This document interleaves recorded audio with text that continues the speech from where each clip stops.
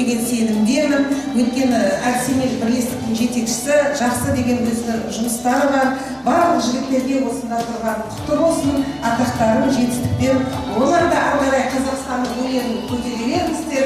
Мектепте балаларға осындай галерея жасай беріңіздер. Біз енді өзіміздің сынып жетекшілер тұр, әріптестерім тұр. Біз бүгін Жадыранның осындай жақсы көрсеткішке жеткенін қуанып келіп тұрмыз бірге ұжымымызбен. Жұлдыздары жарқырай берсін. Рахмет, алтын болатынсыз. Қадірменді қонақтар, жас суретшілер атынан көрмені авторлары Жазға Палымбетоваға сөз беріледі.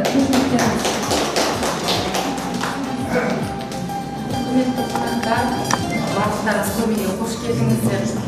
Елбасымыз Нұрсұлтан Әбішұлы болашаққа бағдар рухани жаңғыру аясындағы көктем лебі атты осы көрмені ұйымдастырып отқан мына жерде тұрған Шәкірбек ағайымызға, Елбатыр ағайларымызға, Қайырбай ағайым бар, Амангелді ағай бар, Гүлнар ағайларымызға, тағы да басқа ағайларымызға мыңда бір жас суретшілердің атынан алғысым.